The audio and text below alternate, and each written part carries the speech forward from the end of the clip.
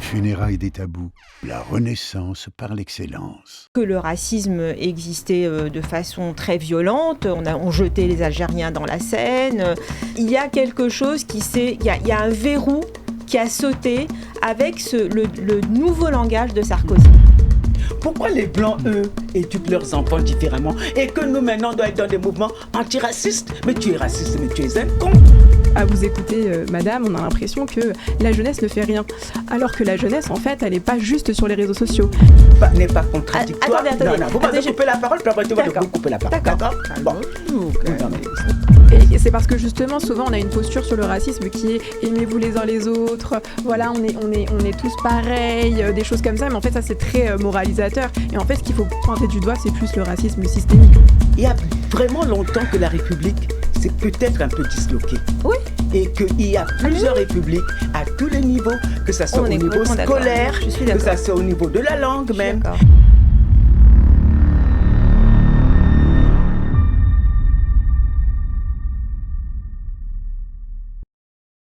Bienvenue dans une émission qui s'annonce explosive, je préfère vous prévenir. Nous ouvrons un débat sans filtre, sans compromis, autour de deux sujets brûlants.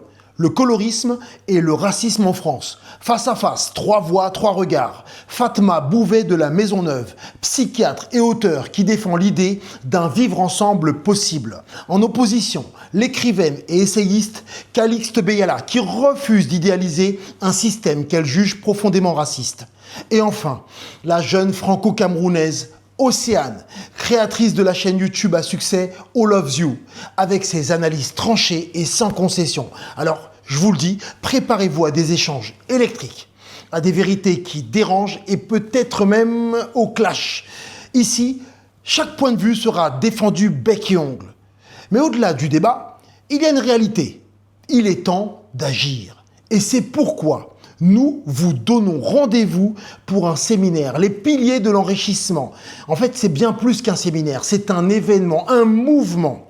Vous aurez des coachs de haut niveau, vous aurez des stratégies concrètes, des plans d'action pour ceux qui veulent avancer, pour eux, mais aussi pour notre communauté. Vous aurez des conférences différentes, avec une conférence exceptionnelle de Harry Roselmack, qui sera riche en apprentissage et en transformation pour celles et ceux qui veulent réellement avancer. Alors inscrivez-vous dès maintenant et venez représenter une force dans ce système. Parce que le changement, il commence avec vous. Alors inscrivez-vous dès maintenant et venez le 4 octobre lors de ce mouvement, cette journée du changement que l'on a nommé les piliers de l'enrichissement. Bonne émission à vous. Bienvenue sur les funérailles des tabous, là où les silences sont enterrés pour mieux faire parler les vérités. Aujourd'hui, nous abordons un tabou à plusieurs visages, qui a le droit d'être femme, métisse, maghrébine, noire et libre. Dans nos sociétés comme dans nos communautés, certaines femmes paient le prix fort pour leur couleur de peau, pour leur voix, pour leur liberté. On parle ici de colorisme, de misogynie noire, mais aussi d'un autre malaise plus profond. Pourquoi, même entre nous, certaines personnes sont jugées plus africaines que d'autres? Pourquoi une peau claire dérange, une parole libre choque et une identité mixte devient suspecte? Ce soir, nous donnons la parole à 3 femmes puissantes que tout oppose en apparence, sauf leur détermination à ne plus se taire. Océane, connue sous le nom de All of You, créatrice franco-camerounaise qui incarne cette génération métisse, lucide et connectée. Elle interroge le regard porté sur les peaux claires, les corps visibles, les voix féminines sur les réseaux. Bonsoir à toutes et à tous. Je suis vraiment très honorée d'être parmi vous sur ce beau plateau à majorité féminin. Voilà, je vais pas non plus exclure notre amie là qui est avec nous, mais en tout cas, j'ai hâte que ça commence. Merci. Nous recevons également Fatma Bouvet de la Maisonneuve, psychiatre et écrivaine franco-tunisienne. Elle agit pour décentrer le regard global, ce regard qui persiste à croire que l'intelligence, l'excellence et la légitimité seraient forcément au nord et que l'ignorance ou la médiocrité seraient l'apanage du sud. Les blessures silencieuses du racisme intracommunautaire. Bonsoir. Bonsoir, merci pour votre invitation. Avec grand plaisir. Et pour finir, nous recevons également Calixte Beyala, autrice camerounaise, flamboyante, souvent célébrée, parfois crucifiée, mais toujours debout. Elle vient raconter ce que coûte la liberté quand on est femme, noire et sans compromis. Bonsoir, très heureuse d'être avec vous et de découvrir ces magnifiques femmes. Nous, on se connaissait déjà. Merci. Et bien sûr, nous avons cette tâche entre grande virilité masculine et sa présence et son énergie féminine en complémentarité. Nous recevons notre cher Bashwa Mosengo, coach love et chroniqueur qui apportera son regard sur les relations, les imaginaires amoureux et les fractures symboliques que le colorisme imprime dès l'enfance. Bonsoir. Bonsoir à tous. Bashwa Mosengo, love coach, partisan de la complémentarité homme-femme. Je vous remercie de m'accueillir sur ce plateau. Oui, on te laissera l'espace nécessaire, Bashwa.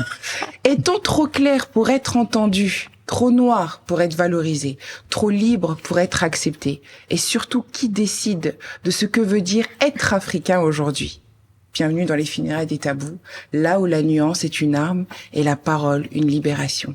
Alors, je suis très contente de vous recevoir, mesdames. Et Bashwa, ta présence crée un équilibre sur le plateau à toi seule, vois-tu. J'ai une question, parce qu'à quel moment nous recevons donc... je rappelle que vous êtes psychiatre, je rappelle que vous êtes une femme qui est écrivaine, et je rappelle qu'Océane, tu es sur les réseaux, en tout cas tu es influenceuse.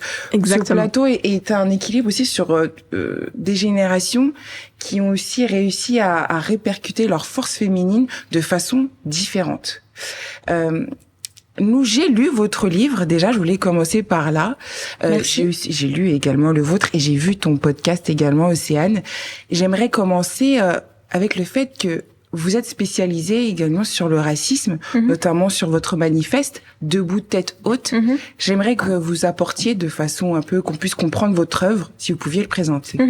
Alors, par rapport à ce manifeste, notamment ou sinon tout un ce arabe que, en fait, France, oui, alors Une arabe en France, c'était le premier ouvrage que j'ai écrit pour parler de certaines consultations particulières. Moi, je viens de Tunisie, je suis arrivée assez tard, c'est-à-dire autour de entre 29 et 30 ans. Je n'ai pas grandi en France et je suis rentrée dans le circuit médical interne, médecin à diplôme étranger, dont on connaît aujourd'hui le triste sort. Donc j'ai un petit peu franchi toutes ces étapes-là, mais alors j'ai eu une vie finalement assez facile. J'étais quand même médecin. Je peux pas dire que j'ai terriblement souffert, mais il y avait quand même. J'ai vécu la discrimination institutionnelle par rapport au statut que mes collègues avaient et par rapport à mon niveau de diplôme. Donc je raconte un peu ce parcours dans Une arabe en France, mais je raconte aussi quel type de patient venait me voir et en fonction de là où il venait, quels sont les propos qu'il tenait face à moi, quelle est l'histoire et avec quels termes il est raconté et comment est-ce qu'il s'autorisait pour certains d'entre eux de parler d'une souffrance intime qu'ils n'auraient pas partagée avec d'autres personnes. Et donc ça, c'est une arabe en France, donc c'est aux éditions Odile Jacob, c'est un peu un croisement, un album photo entre mon parcours personnel que je croise avec quelques consultations particulières de psychiatrie, particulière parce que ça a trait à justement à la question identitaire qui est devenue omniprésente et extrêmement douloureuse. Et ce Debout tête haute, donc c'est franchement un coup de gueule. Un petit peu sur le modèle de Indignez-vous de Stéphane Hessel. Je ne sais pas si vous vous en souvenez. Oui, mais il m'a également rappelé le J'accuse d'Émile Zola pendant plusieurs c'est un petit peu sur ce ton-là parce que pour tout vous dire, j'étais en train d'écrire mon 3e roman lorsqu'arrivent les élections européennes en 2024 donc, puis la dissolution prématurée de l'Assemblée nationale où on a vu, alors évidemment depuis un certain nombre d'années, moi je pense que je situe la crise et la décomplexion du racisme en France depuis la création du ministère de l'identité nationale par Nicolas Sarkozy. Et donc petit à petit, j'ai senti que les craintes comment dire, je vais dire des problèmes sécuritaires, c'est-à-dire que les gens ont commencé à avoir peur pour leur famille, pour leur promotion professionnelle. Voilà, il y a eu des attaques une notion que je développe qui s'appelle le médiatrauma, c'est-à-dire que les gens maintenant ont peur d'écouter la télé, d'écouter les radios. De ce qui va être dit. Bah oui, de ce qui va être dit. Parfois même, on me dit, des fois je regarde pour savoir le mal qu'on dit de moi. Je suis maso, docteur, je le sais, mais je veux savoir ce qu'on dit de moi, de mal. Et donc, avec les Européennes, je sais pas, tout le monde s'en souvient ici, mais ça a été quand même vraiment, c'était open bar, quoi. Je veux dire, il n'y avait plus aucune limite et ça relevait véritablement de la justice. Et moi, je vois dans mon cabinet des patients qui présentent véritablement des syndromes post-traumatiques. Et ça, c'est une notion. Donc, racisme égale syndrome post-traumatique, c'est une notion qui n'est absolument pas développée en France. Ils sont venus chercher des réponses. Et ce qu'ils ont trouvé a bouleversé leur existence. Franchement, la prochaine fois qu'il y aura un événement comme ça, je pense parmi les premiers à réserver ma place. Et je pense vraiment que ceux qui ne sont pas venus, vous avez raté quelque chose. Un vrai shoot de motivation à refaire, mais à 10 000%. C'est ce choc qui nous pousse aujourd'hui à relancer les piliers de l'enrichissement avec encore plus de puissance.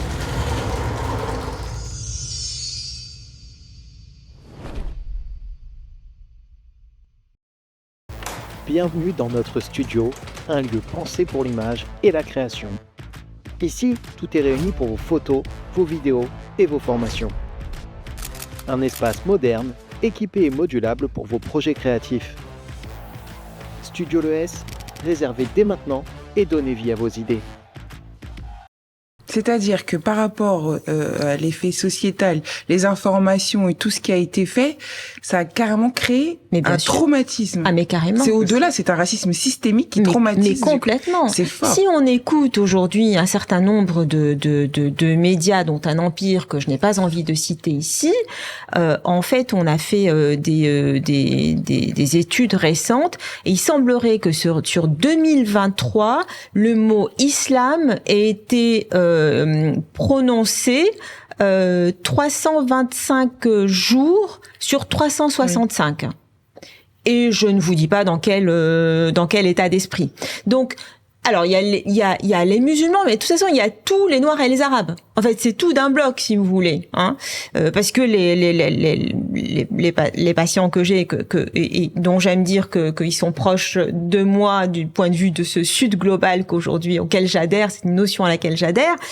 Ce sont des personnes qui sont systématiquement attaquées par ces médias-là et qui se sentent en danger aujourd'hui avec une crise économique qui est en train de véritablement prendre de l'ampleur et en particulier au niveau professionnel. Donc pour vous, c'est à partir de Nicolas Sarkozy. Moi, c'est très clair. Ça fait 30 ans que je suis en France. J'ai vécu le choc Le Pen, Le Pen au deuxième tour. C'est vrai que je sortais dans la rue, je me disais il y a une personne sur 5 qui va me cracher dessus, mais je pense que la vraie fracture et le discours de Nicolas Sarkozy a coupé la France en deux, c'est très clair. Et d'ailleurs, quand vous écoutez aujourd'hui les personnes qui ont grandi à cette époque, qui ont commencé à évoluer à cette époque-là, c'est vraiment une tâche dans leur adolescence. C'est incroyable que vous dites ça. Je rebondis, je suis obligée de vous interpeller, Madame Beya, là-dessus, parce qu'on vous a invité sur un autre plateau et vous-même avez tenu le même discours que Madame Bouvet de la Maisonneuve. Que vous avez dit que c'est à partir du gouvernement et de notre ancien président Nicolas Sarkozy que tout le mouvement de manifestation, en tout cas de la communauté noire, s'est essoufflé et que ça a été traumatisant pour toute une génération. Oui, absolument, parce que moi je suis là depuis plus longtemps. Je suis arrivé ici très jeune, donc j'ai fait toute ma scolarité ici. Non, ça a toujours été là. Ça a toujours été là, ce n'était pas formalisé. Il y avait beaucoup de mouvements qui empêchaient l'expression. Et la force de Nicolas Sarkozy est venue casser ces digues-là, qui empêchaient l'invasion des mauvaises pensées dans la rue. Donc depuis ce temps-là, effectivement, il y a quelque chose qui a énormément changé. C'est à partir de ce moment-là que tous ces mouvements, à partir du moment surtout quand il a bombardé la Libye et la Côte d'Ivoire, se sont essoufflés parce qu'on était extrêmement organisés. Mais ce qui se passe aussi, c'est que depuis l'homme noir surtout, je pense qu'il a énormément changé. C'est-à-dire qu'on n'y attend plus rien. Je ne sais pas ce qu'il y en est des métis, mais les Noirs, eux, ils se sont reconstruits différemment avec des murailles, avec du fer forgé pour ne pas avoir à prendre ça. Beaucoup ne regardent pas la télé, justement, même moi non plus. On n'a rien à y attendre. On va directement sur Netflix si on veut voir un film. On va directement sur les chaînes africaines pour regarder les infos. Et puis c'est tout. Et on s'est comme ça protégé. Cette France à multiples vitesses a toujours existé. Ça ne veut pas dire qu'il n'y a pas eu de bonnes personnes qui m'ont, par exemple, moi accompagné. Je suis arrivé à 17 ans, qui ont accompagné. Mais les Noirs sont devenus aussi, attention, ne nous victimisons pas, hein, sont aussi devenus des gens qui revendiquent leur propre identité par rapport aux Blancs, ne les acceptent pas non plus forcément dans leur cercle, ce qui est redoutable, et vivent aussi entre eux et n'aiment pas non plus les autres. C'est-à-dire que il y a eu comme ça dans toute la société française, de mon point de vue. C'est-à-dire dans les années 80, on se mélangeait tous un peu, hein, au lycée, tout ça, tout le monde était un peu. Et puis là, j'ai observé que de plus en plus, chaque communauté vit chez lui. Moi, je ne partage pas votre avis, si vous permettez, mais je vous laisse terminer. Je vous laisse terminer. Chaque communauté, et je le répète avec force, pense qu'il est le plus beau. C'est-à-dire que on ne pense plus forcément que... C'est vrai qu'on nous a fait croire que c'est vrai que c'est le Nord qui déterminait les critères de beauté vers le Sud. Maintenant, le Sud dit, moi aussi j'ai mes critères de beauté et je vous les impose. Oui, c'est autre chose. Ouais. Non, on vit aussi entre soi. C'est-à-dire que si tu es par exemple très métissé, que tu dis que tu es noir, tous les Noirs vont se jeter sur toi et te dire non. Ils vont te dire non, madame. Ne regardez pas les quelques métissages qu'il y a. Les gens vont te dire non. Tu n'es pas un vrai kémite. Hein, qui était un mouvement qui faisait aussi partie des organisations que je dirigeais parce qu'on était plusieurs. Tu n'es pas un vrai kémite, tu n'es pas un vrai noir, tu n'es pas. Ne pensez pas que aujourd'hui, ce que nous avons subi dans les années 2000, 2010, tout ça, est resté lettre morte. Même si les organisations noires ne sont plus ce qu'elles étaient, c'est-à-dire regroupées, mais individuellement, il y a une identité très très forte, de mon point de vue, qui se met en place, qui est plus africaniste, qui est plus même peut-être auto-centré par moment, à mon goût. Hein. Là, moi, je suis quelqu'un d'ouvert. Non, en fait, moi, est-ce que je peux prendre la parole? Je vous en prie, après, je vous laisse. Oui. Non, mais c'est juste que peut-être qu'on ne parle pas complètement de la même chose, parce que bien sûr, j'ai absolument conscience de ce qui s'est passé avant que j'arrive. Je connais bien l'histoire de ce pays, de l'immigration, de la façon dont on a fait venir des personnes pour construire le pays, dont on veut aujourd'hui jeter les descendants, les mettre à la porte. Ça relève d'ailleurs en langage psychologique de la perversion, c'est-à-dire qu'on vous suce votre substantifique moelle et que on vous jette après, et en plus qu'on vous traîne dans la boue, même si vous apportez à la France, que vous payez vos impôts en France, etc., etc. J'en ai bien conscience de tout ça. Ce que je dis, c'est que le racisme existait de façon très violente. On jetait les Algériens dans la Seine. Ce que je veux dire, c'est que il y a quelque chose il y a un verrou qui a sauté avec le nouveau langage de Sarkozy. Par rapport au vivre ensemble, c'est une expression que j'aime pas parce qu'elle est un petit peu, elle creuse, elle est galvaudée. Moi, je sors d'une expérience absolument magique. Je vais vous dire, j'espère que ça va vous intéresser. Lorsque j'ai sorti ce manifeste, j'ai été invitée par de très très nombreuses associations qui se sont mises en place, qui se sont créées après la dissolution de l'Assemblée. Ce qui se passe en France aujourd'hui, comme un petit peu ce qui se passe ici, est absolument incroyable. Il y a une intelligence, des solidarités de pensée, des combats intersectionnels de tous les âges, de toutes les origines, de toutes les orientations sexuelles, des podcasts, des associations, des collectifs, une vivacité, une intelligence dans ce pays que les politiques ne voient pas, et je crois qu'ils vont vraiment tomber des nues lorsqu'ils vont le réaliser. Ce que vous dites n'est pas contradictoire. Attendez. Non, vous m'avez coupé la parole, puis après tu vas vous couper la parole. D'accord. Calmons-nous. Non, mais j'ai pas coupé la parole. J'ai écouté de bout en bout. Elle m'a coupé la parole. Elle me permet de lui couper la parole. Parce que je n'ai pas été en contradiction avec ce que vous avez dit. Je pense que je n'ai jamais dit que vous aviez tort dans votre déroulé. Mais à côté de ce que vous dites, il y a une autre réalité qui est que les gens, à partir de cette douleur aussi, se sont formés différemment. C'est-à-dire, la conscience, par exemple, du noir, c'est vivifié. Il ne se confond plus. Ça ne veut pas dire qu'il ne collabore pas avec les autres parallèlement. Mais ça veut aussi dire qu'il se reconstruit son identité, qu'il se retrouve ses racines, qu'il se redéveloppe différemment par rapport à tout le monde. Il a vraiment conscience de ses racines aujourd'hui, plus qu'il y a 20 ans, il y a 30 ans. Mais ça ne veut pas dire que cette intelligence dont vous parlez n'existe pas. Mais en même temps, le noir, c'est... J'ai pas dit, en fait, j'ai pas dit ça. Vous avez dit que ça existe. Vous avez dit que vous n'étiez pas d'accord avec Madame Beyala. Sur le fait de se replier sur soi. Ce que je constate... Je n'ai pas dit qu'ils se sont repliés sur eux, je dis ils se construisent entre eux. Alors, je pense que vous avez parlé d'identité, parce qu'ils se sont recentrés sur eux. Oui, c'est ça. Et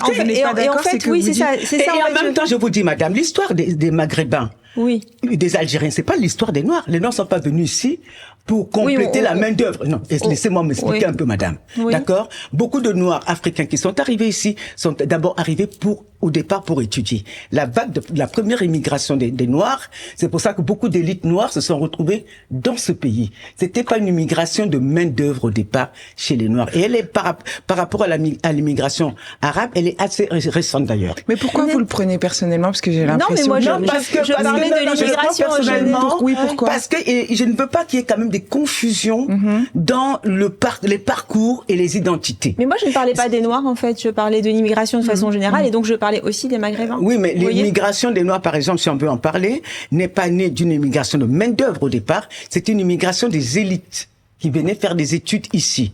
Donc, leur intégration ou le regard sur eux n'était pas le même que celui des Arabes. C'est différent. La migration n'est pas comparable selon vous entre la migration des Maghrébins et l'immigration. Donc, vous voyez, en fait, on commence déjà sur une. Pourtant, effectivement, au début, on parlait de l'ensemble de l'immigration. Mais là, aujourd'hui, on parle déjà de fractures. Il y a des fractures, même s'il y a des combats communs. Il y a des combats communs, mais au départ, il y a des fractures. On peut pas tout mélanger et dire que nous sommes... Ouais, tout va très bien. Non, il y a des fractures. La preuve, c'est que, par exemple, les Noirs qui veulent immigrer de l'Afrique, qui passent par ces pays-là, se retrouvent, moi j'ai eu à intervenir là-dessus, se retrouvent chassés, bastonnés, tués, etc. On peut pas faire comme si de rien n'était parce que nous sommes ici en France. D'accord? C'est pas parce que nous sommes ici qu'on efface l'histoire, qu'on efface la pensée. Je comprends ce que vous dites, parce que vous parlez d'un prisme du continent, mais vous parlez du prisme de France. Oui, voilà, c'est ça que... prisme de France. Non, mais attendez, laissez-moi en placer une, madame, s'il vous plaît. Parce que je terminais un petit peu sur vous avez commencé à me couper, madame, c'est pour ça que je vous ai... Vous en prie, attendez, on essaye d'enrichir un petit peu.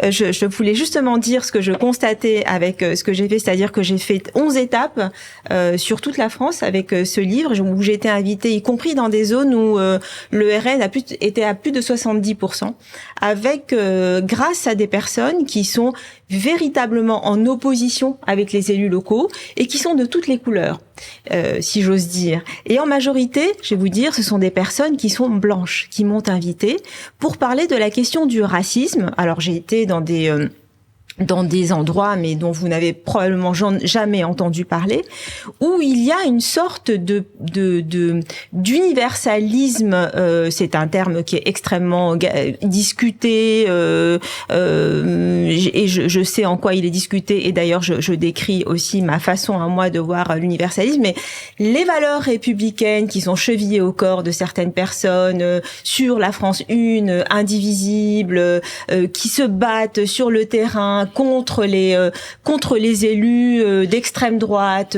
Il y a une vraie fracture générationnelle également, c'est-à-dire que les jeunes aujourd'hui sont beaucoup plus dans l'inclusivité, dans le refus du discours de leurs parents, grands-parents, dans la recherche de la connaissance de l'autre, etc. Et moi, ça me donne de l'espoir. J'ai l'impression que je réalise qu'il y a une fracture en fait entre ce que disent. Oui, vous avez gardé rancœur. Mais après, moi, je fais quand même partie de la nouvelle génération. Du coup, je pense que je pourrais aussi apporter j'allais vous interpeller dessus parce que du coup, qu'est-ce qui a fait, parce qu'on parlait d'identité, on parle de 2002. En 2002, est-ce que vous étiez né? En 2002, oui, j'étais née, mais je pense que je devais avoir 3-4 ans. D'accord. Par contre, je vais revenir un peu sur les propos que disait Fatma tout à l'heure ou même Calixte concernant en tout cas monsieur Nicolas Sarkozy. J'étais plus toute petite, mais j'avais quand même une conscience assez haute pour me souvenir de certaines de ses paroles très dénigrantes au sujet des personnes immigrées. Et là, je vais mélanger les Arabes et les Noirs, parce que je pense que même si l'histoire de l'immigration est différente entre les personnes maghrébines et les personnes d'Afrique subsaharienne, quand on arrive sur le territoire français, on subit quasiment les mêmes choses en fait. On subit la discrimination au faciès, on subit plein d'horreurs en fait à chaque fois au quotidien, plein de stéréotypes, plein de clichés qui continuent encore en 2025.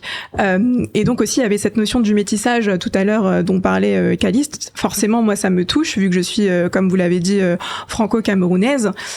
Et je vais aussi rebondir sur la notion de média trauma, c'était ça que vous étiez en train de dire. Traumatisme. Et justement, je trouvais ça très important parce que je trouve qu'avec les réseaux sociaux, notamment aujourd'hui, on a ce pouvoir-là de pouvoir créer nos propres médias. Et je trouve ça fort parce que par exemple moi à travers le média que j'ai créé donc Curl Talk, on parle notamment du cheveu afro mais pas que. À travers la porte du cheveu afro on peut parler de tous les sujets de la société actuelle comme le colorisme, l'afroféminisme, justement un petit peu les injonctions aussi que les femmes en tout cas afrodescendantes peuvent subir encore en France de l'Occident ou d'autres parties. Et je trouve que c'est important de montrer aussi que la jeunesse, parce que à vous écouter madame, on a l'impression que la jeunesse ne fait rien. Alors que la jeunesse, en fait, elle n'est pas juste sur les réseaux sociaux. Les réseaux sociaux sont une voie pour nous exprimer. Par contre, on se réunit en collectif. Je peux vous citer, vous pouvez aller regarder, madame, et ouvrir votre téléphone. Vous pourrez aller sur une page qui s'appelle Histoire crépue. Je salue Someboy d'ailleurs, qui est un activiste et qui est sur le terrain, il est dans la vraie vie. Il a pour du coup ambition de pouvoir en tout cas créer un média lui aussi qui soit aussi crédible, et pour que d'ici les prochaines présidentielles, eh bien il y ait un vrai front en fait, un front antiraciste. Oui, et donc croire ce qui se passe. Et donc croire que les jeunes sont juste là à être narcissiques devant leur téléphone et qu'il n'y ait pas cette notion de collectif, moi c'est ce que j'ai compris en tout cas dans vos propos. Non, je trouve ça. Je n'ai jamais dit ça dans mes propos. En tout cas, je pense que je m'exprime en excusez-moi, je peux terminer. Je pense que vous avez assez parlé, donc je pense que je peux développer. Oui, mais merci. si vous m'interpellez, je vais devoir parler, madame. Oui, non, mais à un moment donné, juste laissez-moi terminer mon propos. Vous avez déjà assez débité, donc je pense que je peux aussi prendre de l'espace. Et donc, ce que j'étais en train de dire, c'est que la jeunesse en tout cas se mobilise, et je pense que quand on parle de collectif, il faut aussi l'incarner soi-même, et je pense qu'il faut tisser des liens et des ponts entre la génération d'avant et la génération de maintenant, et je pense que on peut apprendre des uns des autres, et je trouve ça un peu réducteur de dire que on ne fait rien. Bachwa, est-ce que tu peux intervenir, parce que on sent quand même que vous êtes j'ai fait exprès de ne pas aborder la question féminine vous concernant, mesdames, et vous avez parlé de sujets qui concernent l'homme avec un grand H, mais il y a quand même une animosité. Qu'est-ce qui se passe, Bachwa? En fait, je pense qu'on a été contaminés tous par un virus qui a touché tout le monde. C'est ce que j'appelle le virus de la violence. Ça veut dire qu'à travers les médias, qui nous transmettent beaucoup de violence, beaucoup d'agressivité, ça laisse certaines marques. Il y a un chercheur, je crois qu'il s'appelle Boris Cyrulnik, je le suis de temps en temps, il a expliqué que les paroles ont un impact sur le cerveau. Et ça a été prouvé. Maintenant, moi, ce que je dis toujours, c'est qu'il faut toujours essayer quand même d'apaiser les rapports, parce qu'on est déjà dans un climat violent, tous. Ça veut dire qu'à partir du moment où on allume la mèche, ça peut très très vite prendre des proportions. Maintenant, pourquoi cette violence-là? Il faut savoir quelque chose, que pour moi, l'universalisme, c'est la somme des différences. C'est l'unité des diversités qui fait l'universalisme. Ça veut dire que si on accepte qu'on est universel, on accepte qu'il y a des différences. Ça veut pas dire forcément qu'on est séparés. Par exemple, on peut être dans une même famille, le grand frère a vécu ça, la deuxième sœur a vécu ça, l'autre a vécu ça. Ça veut pas dire qu'on n'est pas de la même famille. Là, j'ai pris l'exemple d'une famille. Et ce que peut-être Madame Calixte expliquait, c'est qu'on va dire que les personnes qu'on appelle noires aujourd'hui ont vécu certaines choses qui ont fait une forme de traumatisme. Les Maghrébins ont vécu un type de traumatisme, les Métis ont vécu un type de traumatisme. Maintenant, il y a des points communs, mais il y a aussi des points qui sont différents. Mais ça veut pas dire qu'il y a pas des communautés. Totalement. Voilà. Et c'est dans ce sens-là que moi je dis que si on accepte qu'on est universel, c'est savoir aller aussi au contact de l'autre. Ça veut dire, ok, on est tous là comme ça. Toi, en tant que Métis, t'as vécu ça. D'accord? On statue. Toi, en tant que noir, t'as vécu ça. Toi, en tant qu'arabe, tu as vécu ça. Et en prenant conscience des confiances de l'autre, des souffrances de l'autre, on va pouvoir mieux le comprendre aussi. Mais pourtant, Fatma a dit, je n'aime pas le vivre ensemble. C'est là d'où J'aime pas ce l'ambiguïté. terme-là parce qu'en fait, il est évident. Il est complètement évident. C'est pour ça que je voudrais quand même aller dans la suite de ce que vous dites. Vous parlez de Boris Cyrulnik, qui est un psychiatre, donc je le suis aussi. Et je profite quand même parce qu'on n'a pas tous les jours l'occasion d'être sur ce type de plateau et avoir ce genre de discussion, c'est que aujourd'hui il y a une sorte de déni du fait d'une histoire coloniale de la France qui ne veut pas reconnaître que cette histoire coloniale a un impact majeur sur la psychologie et sur l'imaginaire collectif des individus, quels qu'ils soient, de plusieurs générations. Aujourd'hui, il y a encore des conséquences sur les on va dire deuxième, même troisième génération. Totalement. Et on n'a pas du tout, on ne parle pas de deuxième et troisième génération pour les Portugais, par exemple. Vous voyez ce que je veux dire? C'est seulement pour les Noirs et les Arabes. Et donc cette violence qui a été, dont vous parlez, qui a été transmise de génération en génération et qui est vécue aujourd'hui de façon concrète et quotidienne, mais pas tout le temps, hein, c'est ça aussi. C'est en ça que j'insiste, c'est-à-dire qu'on vit, quand vous dites quoi, tout le temps c'est-à-dire qu'on vit ensemble, on vit bien ensemble. On vit bien ensemble. On vit bien Faut pas ensemble. se raconter C'est-à-dire d'histoires. Tous les jours, je sais pas, on a des amis de toutes les couleurs. Moi, mes enfants, par exemple, se posent même pas la question de d'où vient leur copain. Ah bon? Non, Après, ça dépend des vraiment. milieux, je pense. Parce Oui, que nous, aussi, justement, ça on est dépend en des région milieux, parisienne, et je pense que du coup, on a ce vivre ensemble-là, entre guillemets, qui nous paraît acquis. Peut-être, Parce qu'on mais a toujours été dedans. quand je pars dans l'Ain, par exemple, quand je pars à Berck-sur-Mer, puisque j'y suis allée, eh bien, ce sont des personnes qui ne voient pas. Ce sont des personnes qui vont à Berck-sur-Mer, par exemple, des jeunes lycéens qui sont dans des associations de soutien aux migrants. Oui, parce que c'est pas c'est très justement loin. les personnes Donc, qui viennent vers vous, ce sont des personnes qui ont cette ouverture d'esprit. Non, j'étais et dans des capables- établissements scolaires. C'était Donc, pas. Ah non, c'est pas des patients. Ok. Non, Mais non, après, non. si Mon on- tour de France, en fait, que j'ai fait, et c'est en ça que je voulais en parler et qui m'a donné une idée de la France qui me semble vraiment déconnectée de ce qui se dit politiquement et médiatiquement, c'est qu'il y a cette effervescence et cette révolte parce que la France ne veut pas évoluer dans cette dichotomie, ne veut pas évoluer dans ces divisions. J'étais dans des établissements scolaires, j'étais dans des écoles primaires, des collèges, des lycées, encore une fois dans des zones rurales, j'étais dans des librairies, j'ai été avec Penda Diouf, la réalisatrice à Dijon, j'ai été dans des Mais cinémas. partout où est-ce que vous êtes rendu, vous dites que tout le monde est vivre ensemble. Après, moi, je suis alors, pas le totalement vivre ensemble, d'accord, le vivre mais, ensemble, je vais vous dire des choses, par exemple, j'ai C'est pas si des... utopique, C'est ça. ça peut pas être aussi. Non, mais C'est c'est ça. pas. Alors, attendez. Je ne dis pas Oui. que c'est utopique. Ouais. Je ne dis pas qu'il n'y ait pas de crise. La preuve, j'écris des bouquins sur la crise. Je dis qu'il y a une lumière. Il y a une étincelle pour laquelle notre rôle est de la rallumer. Une lumière C'est dans ça que l'obscurité, je quand dis. même. Parce que les gens sabotent. Les gens sabotent cette envie, cet universalisme avec des singularités. Moi, Madame, je suis si je d'accord vous- pour la excusez-moi, singularité. excusez-moi. Je termine, s'il vous plaît. On a un rôle aussi de citoyen responsable de se lever et de dire non au discours de division et de haine qu'on entend tous les jours et qui massacre des personnes psychologiquement jusqu'au suicide. C'est juste ce que je voudrais aujourd'hui qu'on entende, c'est que les mots tuent, c'est que les préjugés rendent malades des individus, des familles, des enfants dont les parents sont attaqués et que la majorité des Français, aujourd'hui, on va dire que, écoutez, un tiers des Français sont directement issus de l'immigration. Donc, quand on parle des Français, ça fait quand même 30% de Français, c'est vous et moi, quoi.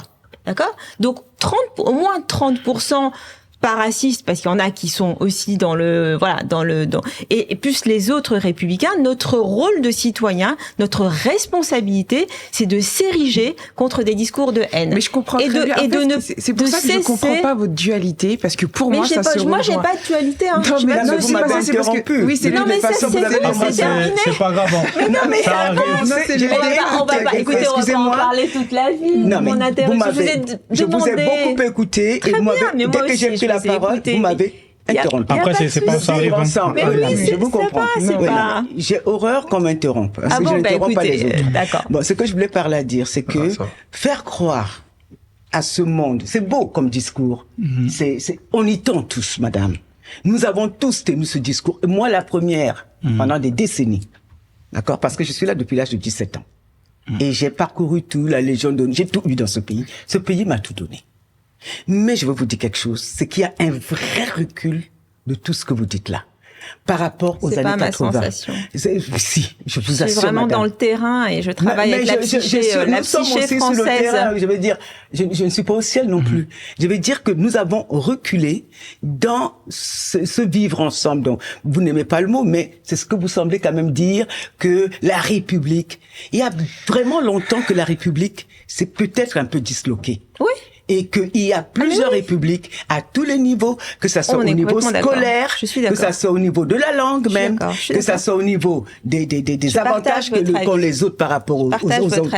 Je veux dire qu'il faut ça, c'est le discours très mielleux que veut nous faire comprendre les politiques. Ah non, non, je laisse pas passer le terme mielleux. Je laisse pas passer le terme mielleux parce que c'est un discours vraiment militant. Ça se veut militant. J'ai travaillé avec. Excusez-moi, madame, j'ai fait de la politique, j'ai été au Conseil économique, social et environnemental, je fais du terrain tous les jours. Moi, je les connais les politiques, je les ai fréquentés de bout en bout. Mais moi aussi, je vous dis, c'est pas le sujet. Excusez-moi. Je voudrais faire avancer quand même ce. Non, mais vous voulez absolument avoir le dessus sur le débat, vous ne voulez pas m'écouter, je vous écoute, vous ne m'écoutez pas. Réflexion, parce que je peux comprendre votre impatience mais si vous intervenez à chaque fois, en plus, ça surenchérit la frustration de Calixte, et du coup, faut juste la laisser finir, que je comprends que vous avez complètement des idées différentes, mais je trouve que c'est intéressant. J'entends. Il faut vraiment arrêter ça, s'il vous plaît. Parce que si on va au bout de la réflexion, parce que moi, je trouve que c'est intéressant, vos deux avis sont très intéressants, mais il faut déjà l'animosité, il faut d'accord, mais je comprends. Mais si on me coupe à chaque fois, c'est insupportable. Non, c'est là, on va apaiser le débat parce que vous avez quand même des bonnes idées et quelque part ça met en avant. Moi, j'ai aussi elle veut me dire qu'elle a du vécu et moi pas. Moi, j'ai du vécu. C'est pas personnel. Madame, c'est pas de vous dont je parle. Oui, mais quand même, je suis là. Non, vous êtes là. Non, en fait, regardez, je vais vous expliquer quelque chose. En fait, quelque part, ça met quelque chose en avant. C'est qu'on peut dire quelque part qu'il y a plusieurs France. Elle a une vision de la France, vous en avez une autre, elle en a une autre, et on va essayer de faire cohabiter toutes ces idées-là, mais on va essayer de faire ça de manière apaisée parce qu'il y a des femmes brillantes sur ce plateau, et en fait, on va passer à côté de bonnes choses qui peuvent instruire les gens. Vous avez un angle de vue magnifique parce que vous avez vu une France que beaucoup n'ont pas vue. Vous avez un angle de vue magnifique aussi parce que vous êtes, en fait, comme elle a dit à Alison à l'introduction, tout vous oppose en apparence, mais certaines choses aussi peuvent nous unir. Maintenant, on va voir quels sont nos points de divergence et de convergence. Mais si maintenant l'animosité arrive, bon, elle voulait pas être coupée, on va faire sorte de pas se couper pour qu'on puisse aller au bout des idées parce que vous avez des très très bonnes idées vous toutes. Donc en tout cas, Maman Calixte, on vous écoute. Non, moi je trouve que la France s'est beaucoup disloquée ces dernières décennies. Depuis, il y a quand même eu des brisures. Les gens n'ont pas l'égalité de chance dans le collectif égalité sur lequel nous avons travaillé pendant des décennies. Et aujourd'hui, un mot vain. On peut faire partie, je ne sais pas de quoi et de quoi d'autre. Moi aussi, j'ai tout eu dans cette République, madame. Donc, ça ne m'empêche pas d'avoir un regard très froid sur la réalité. Par exemple, quand on est un jeune noir de banlieue et qu'on veut accéder à certaines choses, c'est beaucoup plus difficile. Même l'école républicaine est divisée en catégories. C'est-à-dire que l'école dans les banlieues n'est pas l'école où mes enfants à moi ont fréquenté. Mon fils a fait Polytechnique Paris. Donc c'est pour vous dire que l'enfant de banlieue n'a peut-être pas cette chance-là, pas parce qu'il n'est pas intelligent, mais parce que la République ne lui donne pas les mêmes cours, ne lui donne pas les mêmes opportunités. C'est très compliqué. La République telle que vous la décrivez, j'ai connu tous ces présidents. Hollande, c'est mon ami. Sarkozy, c'est mon ami. J'ai fréquenté tout le monde, madame. Donc, et à eux tous, je tiens encore le même discours et ils savent qu'au fond, j'ai raison. On tend tous vers cette République dont vous parlez. Mais cette République est lointaine. Aujourd'hui, avec le parti de Macron, c'est pas d'où. C'est que ça signifie d'ailleurs. C'est pas très clair en termes de vision. Il y a cet ami que je connais aussi depuis des décennies qui a fait le LFI, qui essaye un peu de faire avancer les choses. Mélenchon, qui essaye un peu de faire avancer les choses. Et il y a De Villepin qui tient un discours un peu plus, qui ressemble un peu plus à la République, mais qui n'est pas dans la sauce. Alors, donc, excusez-moi, on est avec Marine Le Pen, que je connais aussi. avec qui j'ai dîné plusieurs fois, et qui est dans les extrêmes là-bas, je me demande aussi, les Noirs, les Arabes, en fait, ce que vous appelez les immigrés, ne se réveillent pas pour construire quelque chose eux-mêmes, comme dit cette jeune femme, et j'ai apprécié ce qu'elle a dit, pour construire une communauté, pour construire une force. C'est bien. Ça ne se passera pas. Voilà où je voulais en venir. Ça ne se passera pas. La vision, c'est très, je n'insulte pas cette vision, hein. On me l'a servi plusieurs fois. De se vivre ensemble. J'ai l'impression que ça a reculé. Que pour mes enfants, c'est plus dur que pour moi. Ne serait-ce que pour accéder à une location.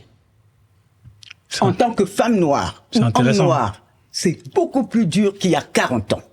Moi, je trouve que c'est intéressant que finalement, c'est pour ça que je dis que c'est complémentaire et que c'est pour ça que je peux comprendre lorsqu'on me dit je ne suis pas d'accord avec vous et qu'on reprend nos discours. Je pense qu'il faut vraiment partir dans une complémentarité. Parce que ce que vous dites, ça s'entend. C'est pour ça que ça résonne en Océane, parce qu'effectivement, il y a des médias aujourd'hui, des jeunes qui ont la possibilité de ne pas attendre que les grandes chaînes les diffusent. Aujourd'hui, on peut prendre son téléphone et communiquer. Et c'est vrai que c'est un nouveau souffle, parce que c'est une nouvelle méthode, une nouvelle façon de pouvoir informer les autres. Et ce que vous dites non plus n'est pas faux. Je veux dire, comme vous disiez, il n'y a pas de mouvement fédérateur. On essaye un peu tout partout, mais il n'y a pas vraiment un gros socle qui nous permet à nous de dire oui, non. On parle d'éducation nationale et Océane, toi, tu es professeur d'anglais et on peut pas nier. J'en aurais des choses à dire. Effectivement, on peut pas nier qu'en grande majorité, ce sont des Noirs et des Arabes qui sont en banlieue. Pour l'histoire sociologique que l'on connaît, les arrivées d'hommes venus pour travailler, parce que la main-d'œuvre, il en fallait dans des étrangers, et vous l'évoquez dans votre livre, il en fallait.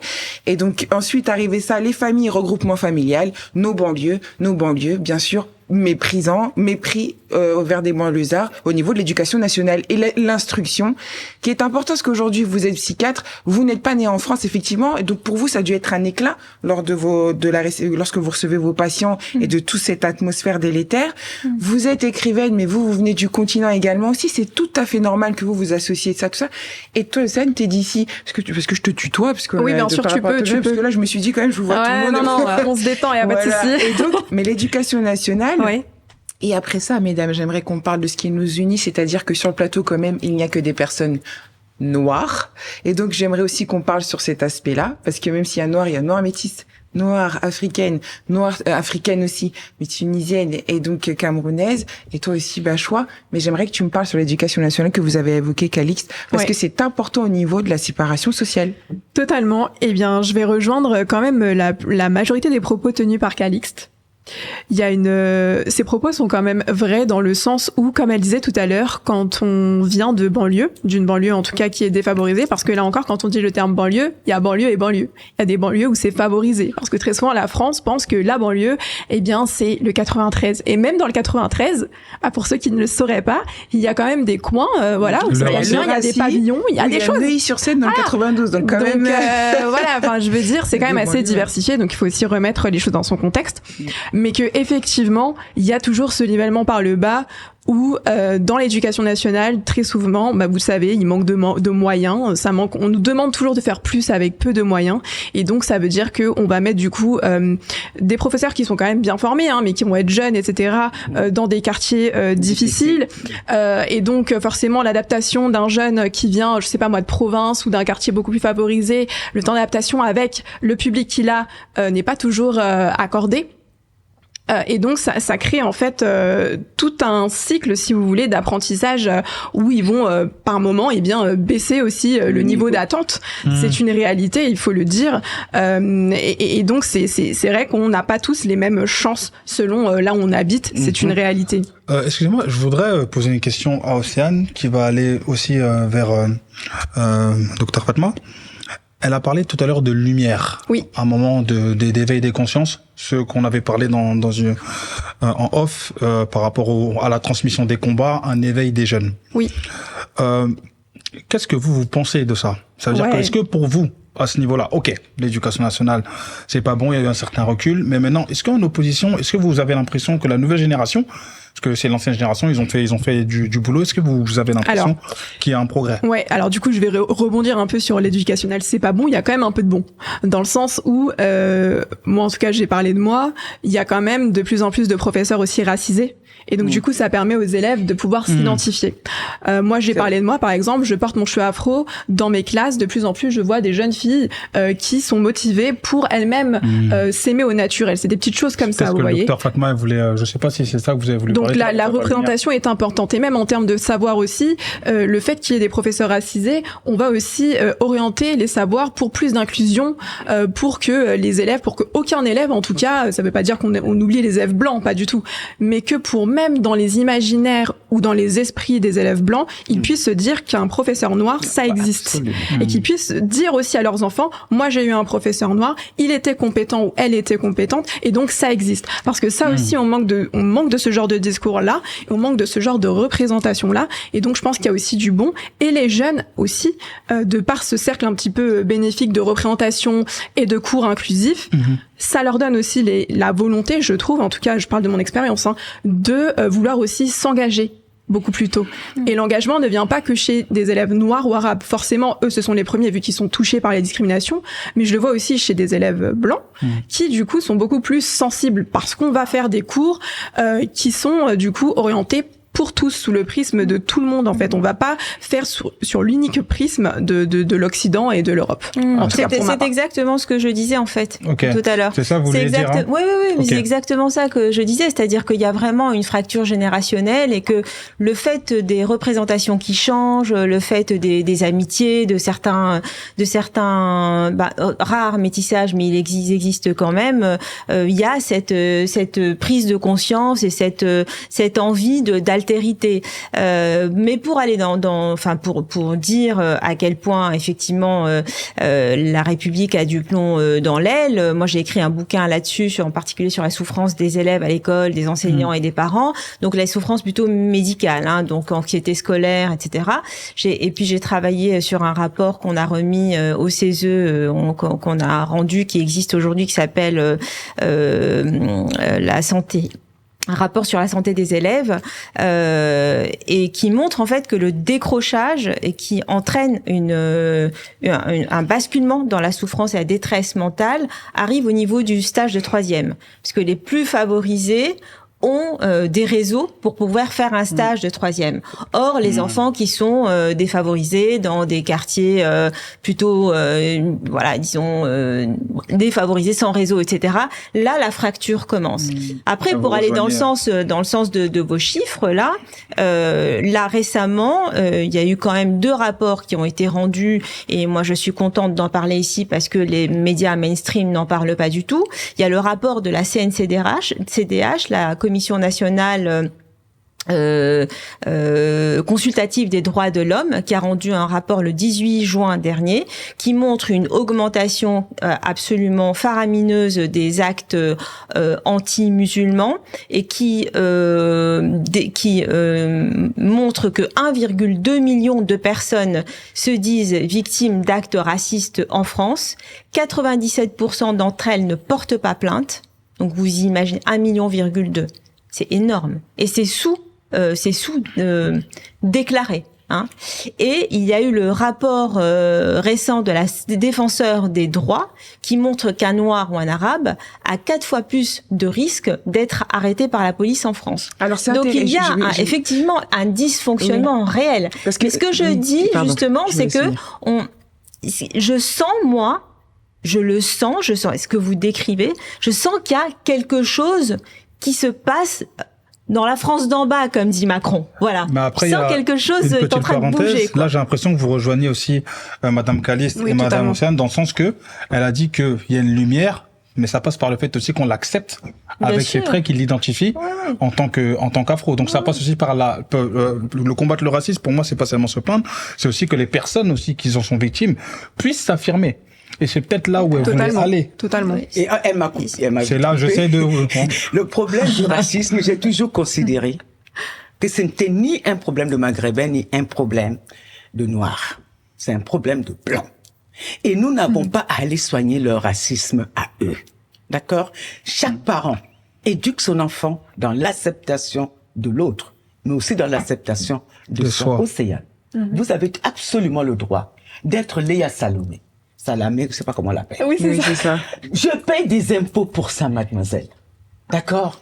Donc, vous ne devez pas vous canaliser seulement à aller sur TikTok ou ailleurs. Vous avez le droit, vous avez le talent, vous avez même plus de beauté. Je ne vois pas pourquoi je vais payer des impôts. C'est là où vous ne me comprenez pas. Pour que vous soyez seulement à essayer de trouver des moyens parallèles pour pouvoir vous exprimer. Pourquoi nous payons des impôts à cette table et qu'il n'y a que Léa Salamé qui a toutes les émissions, par exemple. C'est un exemple que je donne, hein, et je tiens ce discours. Il a même fait un article contre moi de Villepin par rapport à tout ça, ok? Dans le journal du dimanche. Donc j'ai dit, nous avons le droit, dans ce pays, d'aller arracher ce Oui, il faut prendre l'espace, je suis d'accord. D'accord? Parce que ça n'appartient pas à un groupe. Parce que accepter leur racisme, ce n'est pas notre racisme. C'est pour ça que je n'ai jamais milité dans un mouvement raciste, antiraciste de ma vie. Parce que on ne nous éduque pas en Afrique à rejeter les autres. Quand un étranger arrive chez nous, on les accueille. Pourquoi les Blancs, eux, éduquent leurs enfants différemment et que nous, maintenant, on doit être dans des mouvements antiracistes? Mais tu es raciste, mais tu es un con. Ça t'appartient. Garde ton racisme et nous avançons. C'est ma position. Hein. Alison, est-ce que je peux prendre la parole? Oui, vous pouvez. D'accord. Alors, en tant que médecin, parce que c'est quand même ça qui c'est dans ces termes que je me présente ici, vraiment, le coût du racisme est immense. D'ailleurs, aujourd'hui, un certain nombre d'avocats est en train de travailler sur ce que ça peut coûter en termes de dédommagement individuel.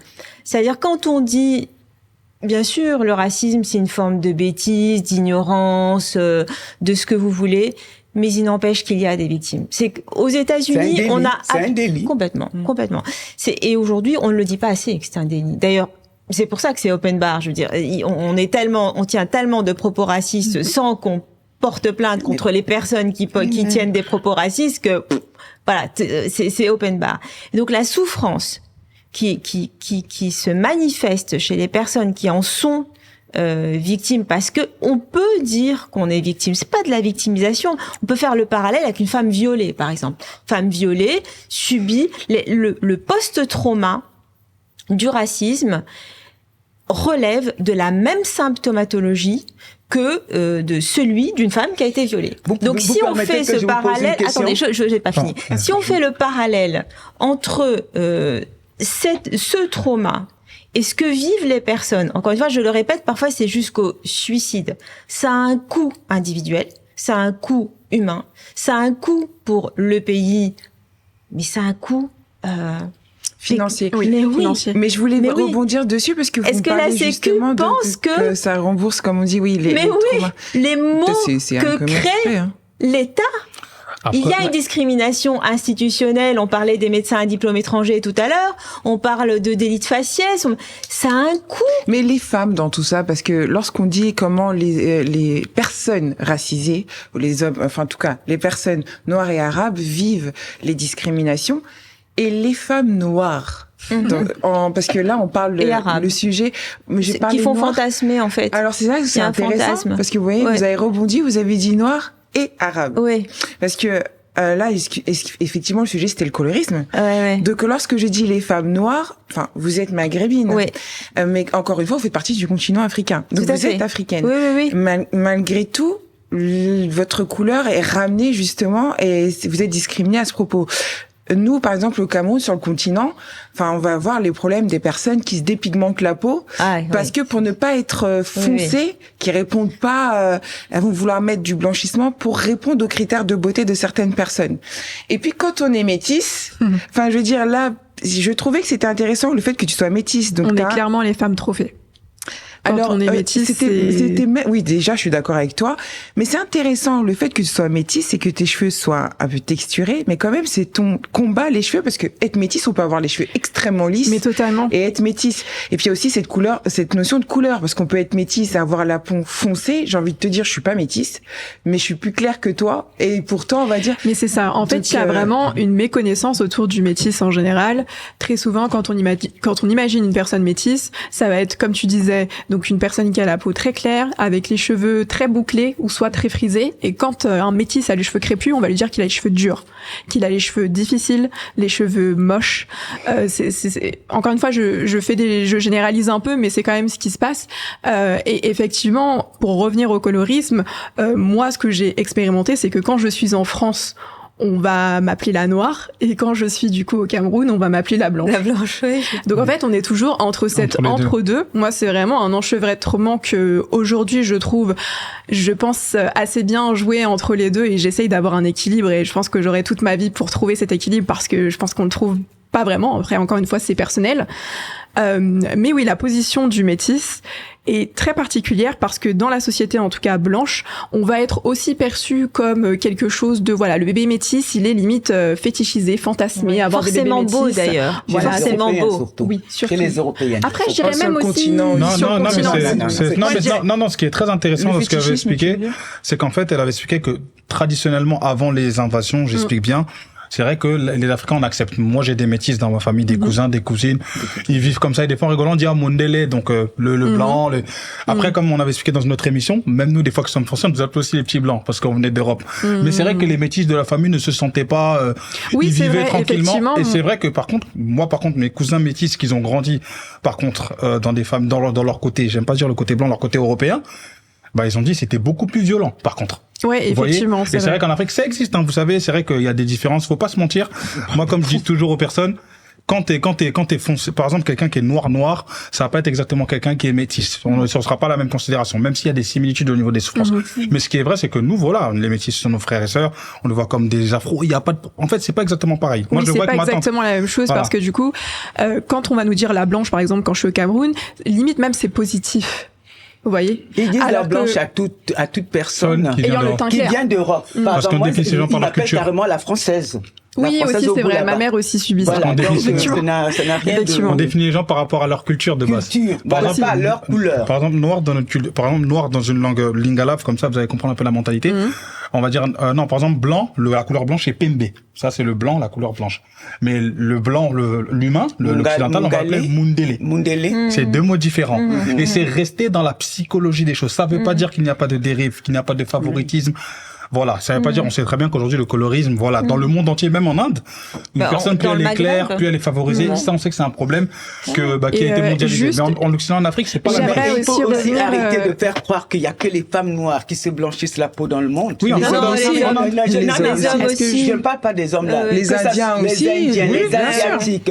Et les femmes blanches se bronzent la peau. Je veux dire que j'en ai un peu assez, et vous me permettez 2 secondes, oui, bien sûr, que les femmes noires soient caricaturées par rapport à ça. Oh, elles se blanchissent la peau. Elles n'ont pas leurs cheveux. Quelle est la femme dans le monde qui ne fait pas la même chose? Non, je suis d'accord. Oui, c'est le sujet. Même je suis d'accord avec vous. Non, j'ai fini là-dessus. Parce que effectivement, j'en ai vraiment assez d'entendre toujours cette façon de caricaturer la femme noire comme si elle ne voulait pas être elle-même. La femme noire ne veut ressembler à personne dans le monde. Elle est esthétique, même les perruques qu'elle porte.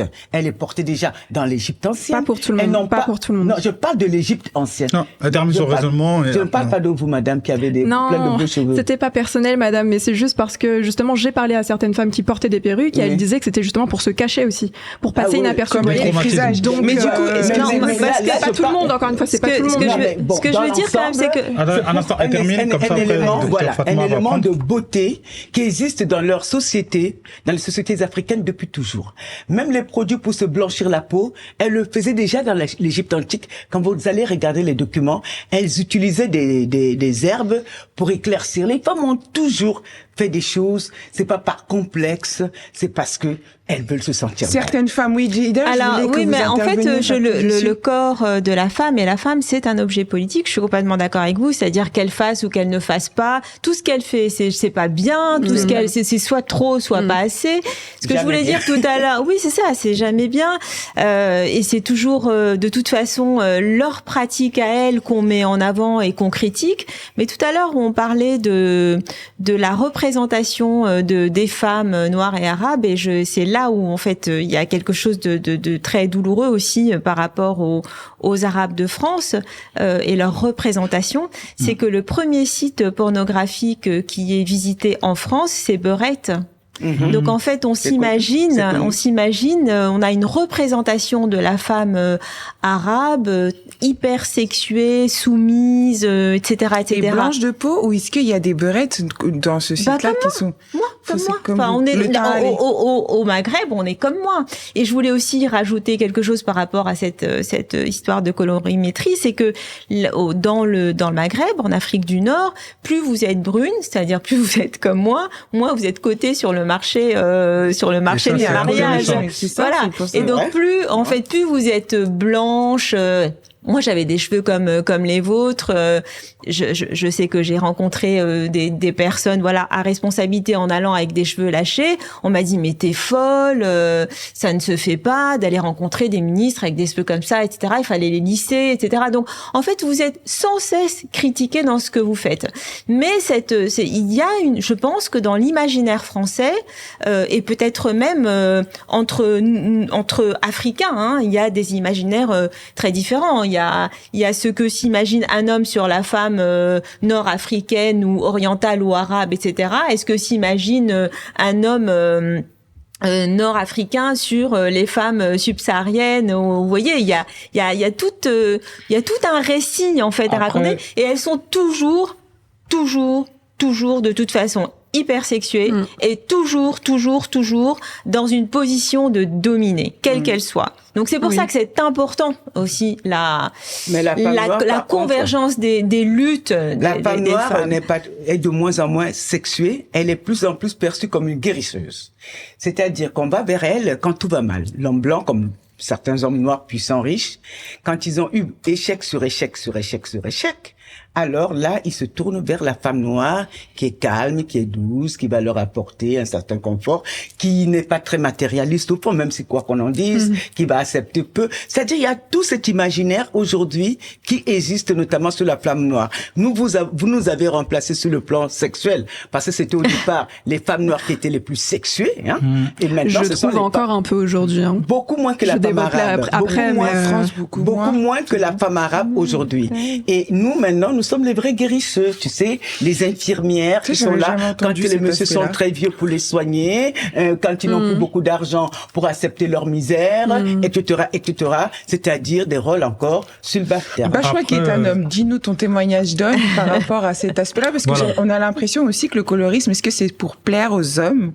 Est-ce que c'est les hommes qui dictent cette notion de couleur, ou c'est aussi les deux sens? Après, il faut savoir qu'il faut faire un petit saut dans l'histoire pour comprendre ça. Il est vrai que récemment, dans l'échelle de l'histoire, les hommes occidentaux, qu'on appelle les hommes blancs, ont conquéri le monde entier. Et ils ont imposé des critères de beauté. C'est pour ça que j'ai fait exprès de parler des Indiens pour l'éclaircissement. J'avais anticipé le fait qu'on parle pas aussi de la population noire. Je vous avais vu arriver déjà. Et je comprends aussi. La frustration et la blessure que vous sentez, c'est qu'à un moment, c'est vrai que la femme noire a subi un traitement qui est atroce. Aujourd'hui, les femmes arabes vivent des choses. Et les femmes métisses aussi, quelque part, qui sont des fois aussi des objets. Totalement. Vus comme des objets, etc. Et c'est très négatif. La femme visée, femme poupée, c'est péjoratif. C'est pas la même chose que la femme arabe. Vraiment, c'est important. Oui, mais maintenant, moi, c'est où je vais aller. Oui, non, maghrébine, oui. Maghrébine, c'est quand même beaucoup d'arabes quand même dans ces régions.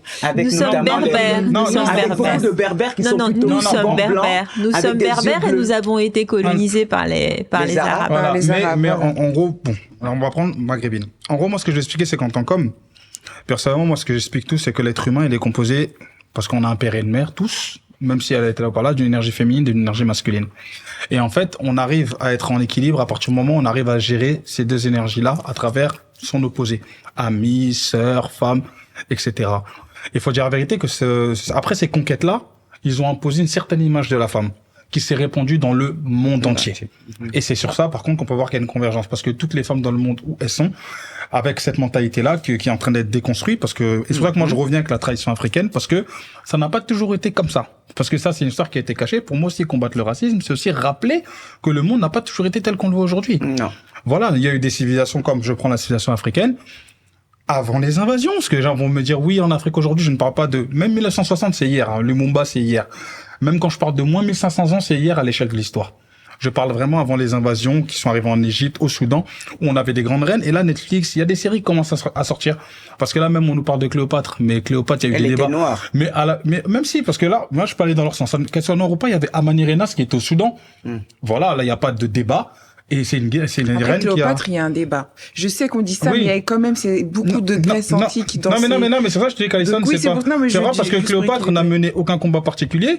Elle a été connue parce qu'elle a fréquenté Marc-Antoine et César. On a Amanirenas qui a bloqué Alexandre le Grand, qui a bloqué César Auguste et qui est arrivé. Il y a eu aussi une autre reine Candace qui est montée sur un éléphant qui a impressionné les Grecs et les Romains. Ça, on n'en parle pas. Ou proche de nous, Soraya. Exactement, il y a eu des reines à Blapokou. En fait, il y a énormément de reines, et même au Maghreb. En fait, il y a eu beaucoup de femmes sur le continent africain qui se sont affirmées. Vous voyez, et si on vous rappelait ça aussi aux femmes, c'est quelque part redonner une fierté. C'est des histoires qu'on ne raconte pas. Ouais, parce que quelque part, si on dit on combat le racisme, mais sans contexte historique, la personne aura l'impression de mettre des coups d'épée dans l'eau. Tout à fait. Et moi, en tant qu'homme, parce que moi, je suis quelqu'un, moi, je suis complètement dans ma masculinité. Je suis un homme, mais ce qui m'a donné un équilibre, c'est quand ma grand-mère m'expliquait que tu seras un homme complet quand tu sauras gérer aussi le féminin que ta mère t'a donné en respectant les femmes autour de toi. Voilà, moi c'est ça que j'explique aux gens. Après, parce que des fois les gens ils confondent un peu. C'est de la même manière dont une femme aujourd'hui lui réapprendre ok à ta féminité gère aussi le côté masculin parce qu'on a des deux, on a besoin des deux énergies pour exister. Donc en fait pour se réconcilier quelque part il faut aussi dire la vérité aux gens. Qu'est-ce qui s'est passé qu'il y a des grandes femmes qui ont envahi ce monde. Même dans les événements récents, les femmes sont derrière beaucoup d'événements. Absolument. C'est quelque chose on parlait même je le disais même par exemple même dans la prison, vous voyez que souvent le rapport à la femme qui vient de voir au parloir. En fait la femme a un rôle à jouer. On essaie de l'invisibiliser mais jusqu'à aujourd'hui on voit que si vous regardez bien, il y a toujours une femme quelque part. Et c'est des choses avec l'histoire, pas seulement, bon, je comprends combattre le racisme et tout, mais expliquer aux gens leur histoire. Les femmes ont fait ça. L'un n'empêche pas l'autre. Oui, l'un n'empêche pas l'autre, mais je trouve que il y en a un qui a pris beaucoup d'espace. On a beaucoup parlé du côté victime. Bien sûr qu'il faut dénoncer, mais il faut aussi redonner aux gens leur fierté.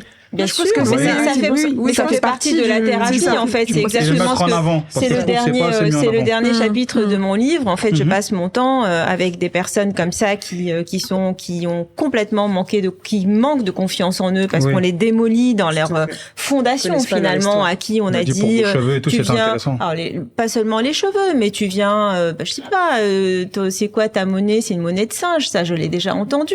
Des patients à qui on a dit ça même au travail, des gars qui ont bac+8. Des choses comme ça. Donc, et ce que je trouve aussi intéressant dans ce qu'on vient de dire là, c'est la représentation dans les séries, dans les films, dans les publicités, la culture etc. populaire, oui. Absolument. C'est-à-dire que sans aller jusqu'à ce débat de Cléopâtre, actrice noire, pas noire, mais punaise, mais mettez-nous un médecin noir, mettez-nous un flic arabe. Totalement. Non, mais voilà, il y en a pas assez. Mettez-nous, voilà, autre chose qu'un délinquant arabe ou noir. Mettez-nous des gens. Mais la réalité de la vie française, en fait. Mais est-ce que vous avez des avocats noirs, vous avez. Mais dans un fait, le racisme, quand même, au Maghreb existe vraiment dans les faits. Anti-noir. Oui, c'est ça. Absolument. Mais alors, pourquoi ce rapport, fort. pourquoi ce rejet? Parce qu'on parle beaucoup d'aliénation pour parler des gens des îles, pour parler de l'Afrique noire. Oui. Je dis l'Afrique noire, l'Afrique blanche pour vulgariser, d'accord? Mais l'aliénation aussi n'est pas également dans l'Afrique du Maghreb. C'est la culture du plus foncé que soi, mais il y a aussi une histoire d'esclavagisme qui a traversé l'Afrique du Nord jusqu'au Moyen-Orient. Il y a eu un trafic d'esclaves entre l'Afrique dite blanche, alors que ce qu'on ne sait pas, et c'est ça que j'ai découvert en travaillant sur ce qui nous anime aujourd'hui. L'actualité qui fait que l'Afrique du Nord est devenue la frontière de l'Europe est devenue hélas nous sommes devenus nous sommes devenus un garde-frontière de l'Europe et pas que pour les Noirs et pour beaucoup Afghans, mais après... Syriens, etc. qui passent et voilà. Donc nous sommes devenus les gardes-frontières et ce sentiment anti-noir et des propos anti-noirs et des expressions racistes des Arabes moins noirs, parce que quand même on n'est pas blond, a toujours existé dans l'imaginaire collectif, dans des dénominations, dans des insultes, etc. Ce que je découvre également en réfléchissant sur cette question, c'est qu'il y a des tribus berbères noirs. Bien sûr. Oui. Non, des tribus berbères noires, c'est-à-dire qui viennent pas d'Afrique subsaharienne, Non, bien mais sûr. qui ont toujours été, Absolument. voilà. Les Donc en Amazirs, fait, bien sûr. nous sommes dans le Maghreb, nous sommes en partie noirs, et ce sont des choses qu'on ne sait pas. Et je dénonce dans ce bouquin la culture de l'ignorance en fait. Aujourd'hui, on maintient cette ignorance entre nous. D'abord, c'est bien, diviser pour mieux régner, c'est très bien. Et puis, on maintient aussi cette dichotomie. Il faut mieux qu'ils se bouffent le nez entre eux pour que pour qu'on continue à les garder comme pas détenteurs de la pensée, de l'intelligence, etc. Mais on les voit tous comme des sauvages qui s'entretuent entre eux, et ça arrange les autres qui tirent leur épingle du jeu. Surtout qu'il y a eu des esclaves européens, mais que ce n'est jamais évoqué. Non, mais il y a eu quand même on oublie quand même, l'esclavage transatlantique a duré à peu près 400 ans. L'esclavage arabo-musulman a duré plus de 1600 ans. C'est-à-dire que c'est beaucoup plus ancré qu'on ne le croit. Moi, excusez-moi, j'ai fait tous ces pays, j'y ai enseigné, que ça soit. Non, mais vous excusez pas, moi, je dénonce le racisme. Donc, il n'y a aucun problème. Couper la parole, on s'excuse, c'est bien. Non, mais c'est bien. 1600 ans d'esclavage des Noirs dans le Maghreb. On a choisi de ne pas en parler parce que tout simplement on veut fédérer l'Afrique à travers l'Union africaine notamment et le Sud global dont Madame a parlé. Mais sinon, les violences faites aux Noirs dans le Maghreb, c'est quelque chose. Et le Moyen-Orient. Ça mais il y en a moins là-bas. Oui, ça va jusque là-bas. Oui, l'Arabie Saoudite, etc. Non, mais je parle plutôt au niveau du continent. D'ailleurs, récemment, le ministre tunisien, le chef d'État tunisien a traité les Noirs de tous les noms. Et j'ai dû aller le dénoncer à la télé pour qu'on l'exclue de l'Union, pour qu'on exclue la Tunisie de l'Union africaine. Il a dû faire le tour de l'Afrique pour s'excuser. Donc, on vit ça là-bas. Ils prennent des Noirs jusqu'aujourd'hui. Ils les jettent dans les déserts. C'est pire que d'être les gardiens de l'Europe ou de la porte de l'Europe. C'est du meurtre, c'est-à-dire en série. On les jette dans le désert et ils ont faim là-bas, ils n'ont pas d'eau. Et voilà, parce que tout simplement, ces jeunes-là ne veulent pas, enfin, ont envie de venir en Europe, ils n'ont pas envie de rester au Maghreb. Ils veulent juste aller en Europe. Mais au Maghreb, on les tue. Je dénonce complètement ce qui se passe. Je le dénonce complètement. Je voudrais rendre hommage ici à mes amis, à mes camarades d'associations de défense ce qu'on appelle des minorités et qui sont régulièrement mobilisés pour apporter de l'eau, de la nourriture, des soins à des personnes dans ce genre de situation. Je voudrais quand même dire que ça existe. Docteur, alors on sort dans ces cas-là, excuse-moi, pardon, juste après je viens sûr, je veux savoir ce que tu dis. Mais alors là, c'est plus une question de couleur. Puisqu'il y a des Marocains, il y a des Algériens, il y a des Tunisiens noirs. Ils sont minoritaires et ils souffrent beaucoup là-bas. Mais c'est ça. En fait, c'est de la négrophobie. C'est ça. En fait, c'est important, je trouve. Je trouve que c'est important quand même de parler de négrophobie. Et je pense que il faut, et je trouve ça bien qu'on en parle toutes et tous ici. Il faut dire, je pense que c'est important de placer les bons mots aussi sur les bons phénomènes dont on parle depuis tout à l'heure. Parce qu'en fait, la couleur noire, même je pense à chaque fois qu'on parle de la couleur noire, c'est toujours négatif dans le langage. Quand on parle du noir, c'est jamais vraiment de l'espoir. Voilà, c'est Satan. C'est toujours des figures. Oui. Effectivement. C'est la tristesse. Et donc, je pense que ça s'est un peu déplacé comme ça de civilisation en civilisation. Et donc, c'est pour ça que, en tout cas, l'homme noir, l'homme avec le grand H, est tout le temps persécuté et tout le temps pointé du doigt. Et donc, je pense qu'il faut soigner ce mal-être. Parce que c'est vraiment un mal-être qui est là depuis, comme on le dit, depuis des générations. Et je pense que la transmission, tout ce qu'on est en train de faire, les débats, l'éducation, je pense que c'est vraiment comme ça qu'on pourra peut-être soigner ce mal-être. Et là, franchement, là, j'ai beaucoup aimé, parce que vous en êtes arrivé à là. Après, il faut comprendre, encore une fois, tout se passe dans l'histoire. On ne se rend pas compte de l'importance de l'histoire. On ne se rend pas compte des traces que ça laisse. Les peuples négro-africains, comme disait Cheikh Anta Diop, ont croisé d'autres peuples et il y a eu des massacres. Il y a très peu de gens qui savent que, par exemple, l'Europe, à la base, était peuplée de Noirs. Oui, on sait. Et si vous regardez un documentaire, il est disponible pour Science et Vie. C'est même des Européens qui disent « Oh, bah c'est vrai qu'on a des ancêtres qui s'appellent les Yamnaya qui sont venus ici. Ils ont croisé des populations qui étaient africaines, mais sauf que tous les gènes masculins ont brutalement disparu.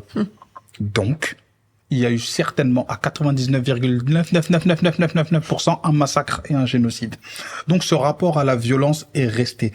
Ce qui fait qu'aujourd'hui, les hommes noirs ont gardé ça. C'est pour ça que des fois ils disent certains sont irresponsables, certains sont comme ça, certains même rejettent leur couleur de peau, parce que quand on frappait ces personnes-là, c'était comme un laboratoire où on les changeait dans leur estime d'eux-mêmes. Par épigénétique, leurs gènes ont changé. La peur laisse des traces dans les gènes. La violence laisse des traces dans les gènes. Et en tant qu'homme noir, ça fait que on a une difficulté des fois à s'aimer entre eux-mêmes. Vous-même, vous l'avez reconnu. Plus on est foncé, moins ça se passe bien pour nous. Sûr. Et ça, c'est quelque chose. Qu'on soit métisse, noir, ou que vous soyez un peu plus clair. Je veux mettre métisse, maghrébine. Je sais pas. Parce que vous savez pourquoi c'est quand même intéressant, parce que moi, j'ai des amis marocains noirs. Vous voyez, donc marocain total, mais il est noir. Mais faut dire la vérité, on est quand même d'accord que plus la peau s'éclaircit, plus au niveau des chances de s'en sortir, ça augmente. Et là, je pense que sur ça, nous sommes tous d'accord. Ça veut pas dire maintenant qu'on n'a pas une unité africaine, voilà. Il faut ajouter, jeune homme, une histoire de la France qu'on connaît très peu. Il y avait la police des Noirs en France dans les années 1900. Oui. Ils ont tué tous les Noirs, parce que quand on vous dit, par exemple, qu'il y avait des grands joueurs noirs, enfin de pianistes, de machins, de créateurs et tout ça, qui étaient des métis et tout, ça existait. Et un jour, la France a créé la police des Noirs. Ils ont exterminé tout le monde pour que la France redevienne blanche. Nous allons attendre s'ils pourront être capables de refaire ça aujourd'hui, mais je ne le crois pas, parce que nous sommes plus nombreux et plus éveillés. Et quand tout à l'heure, madame, je parlais de cette espèce de conscience de soi, de se mettre ensemble, c'est par rapport à ça. Parce que quand ça va se passer, il faudrait qu'on soit tous ensemble. Parce que ça risque encore de se passer. Parce que le noir ne se dilue jamais. Même quand même si elle a des enfants avec un blanc, il y aura encore des gènes noirs. Il y aura encore des traces de noir qui vont ressortir. Donc, nous allons nous préparer à ça. Je suis pas là pour ce discours c'est bien, c'est très beau, hein, c'est dans l'absolu l'idéal. Non, mais moi, nous aspirons tous. Mais en tant que noir, je suis nourrie par l'histoire, par ce qui s'est passé et par les souffrances. Quand on construit toute une police pour tuer tout un peuple. Ça s'est passé dans cette République, dans les années 1900. Très peu le savent. Très peu le savent. Et la France cache cette histoire. On a arrêté tous les Noirs, on a tué tous les Noirs. Donc je suis désolé que je parais peut-être un peu plus dur que tout le monde, mais ces histoires de l'Afrique, Cheikh Anta Diop, j'ai été éduqué par un de ses disciples. J'ai toutes ces histoires dans ma tête et j'ai du mal. Non, mais vous avez raison d'être en colère, hein. Enfin, je veux dire, à un moment donné. Après, excusez-moi, j'aimerais bien entendre quand même moi, c'est une posture politique réelle, hein. C'est un peu comme le féminisme. Je suis féministe, mais je pense que le combat féministe doit être mené avec nos compagnons de bagarre, de bataille, les hommes. Et donc, par rapport au racisme, je ne pense pas que ce soit productif que nous battions seuls. C'est ça que je suis en train de dire. Moi, c'est vraiment une posture politique et je vois des personnes qui ne sont pas... Là.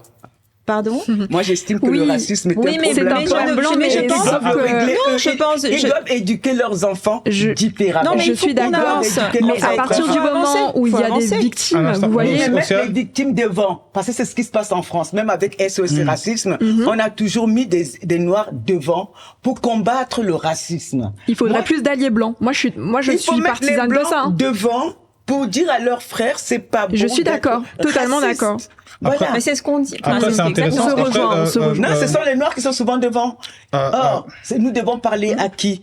Ce sont les Blancs qui doivent expliquer à leurs frères que bon, voilà ce que vous faites. Les hommes sont égaux, naissent égaux, malgré leur couleur, malgré les différences de religion, etc., etc. Mettons les Blancs devant. C'est une question sur laquelle ce que vous dites, c'est qu'on n'a pas on n'est pas à les convaincre à travers nos combats. C'est à eux de se rééduquer, de rééduquer les générations qui suivent. Oui, et se mettre devant les mouvements de racisme. Sauf que nos vécus aussi doivent, en fait, on peut pas non plus lutter contre le racisme sans entendre les personnes qui le subissent au quotidien, vous voyez. Je suis d'accord sur le fait que les personnes blanches doivent être actives, se montrer et faire en sorte qu'ils soient visibles dans ce combat, parce qu'ils vivent aussi dans cette société. Et parce que pour le combattre, il faut que les personnes qui soient en majorité dans ce pays-là puissent aussi s'exprimer sur ces causes-là pour que ce soit pas juste un problème de noirs et d'arabes, mais que ce soit un problème en tout cas sociétal qui concerne tout le monde, peu importe sa couleur de peau. Donc ça, en fait, je pense qu'on se rejoint toutes plus ou moins sur le fait que oui, c'est important de s'aimer davantage entre personnes noires, entre personnes maghrébines. C'est important de se prendre la sentir parole. représenté, de se sentir légitime de parler, comme ce qu'on est en train de faire. Mais par contre, c'est vrai que les personnes blanches ont leur part de responsabilité contre le racisme, pardon. Alors, comme ce qu'on est en train de faire, c'est pas évident parce qu'ici, on est quand même dans un environnement extrêmement protégé, etc. Lorsque vous parlez du plateau, oui, bien sûr. Mesdames, justement, j'aimerais bien que vous finissiez dessus parce qu'on arrive jusqu'à la fin. Essayez de prendre la parole, en tant que femme, un peu plus longtemps qu'un homme sur un plateau. On va vite vous couper la parole. 2, on va vous appeler par votre prénom. Limite, on va vous tutoyer, tandis qu'à l'autre, on donne du professeur et du machin, alors que vous avez fait 10 ans d'études de plus que lui. Ensuite, si vous êtes d'origine africaine, eh bien, si vous ne correspondez pas aux stéréotypes et si vous ne correspondez pas aux propos qu'on attend de vous ou à la façon dont vous parlez ne correspond pas à ce qu'on attend comme tonalité, etc. de vous, eh bien, vous êtes rapidement écarté du débat. Après ça, c'est assez rapidement. Après, c'est intéressant parce que là, j'ai aimé. À un moment, c'était un peu monté.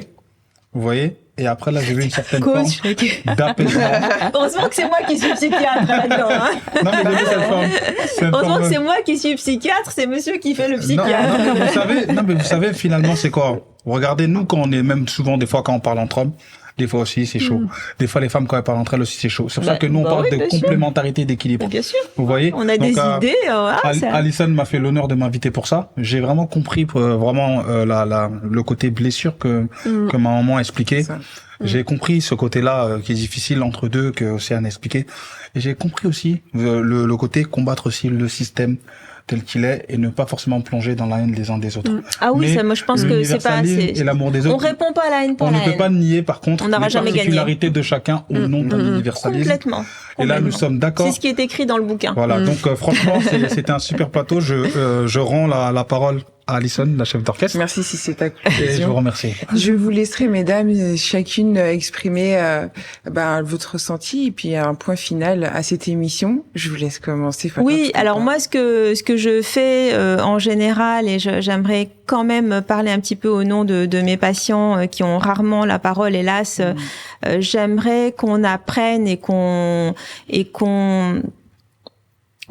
apprenne et qu'on pousse les personnes à s'imposer en tant que tel, en tant que ce qu'on est, et un peu comme ce que disait Frantz Fanon, qui est un peu mon maître à penser, qui est psychiatre aussi et qui a travaillé à la fois en Algérie et passé aussi quelques jours en Tunisie dans l'hôpital où j'ai exercé, en tant que personne libre, aimante, pensante, indépendante, que l'on soit tous considérés de cette façon, sans aucune hiérarchisation. C'est ce que j'essaye de faire avec les patients les personnes que je vois qui sont en souffrance.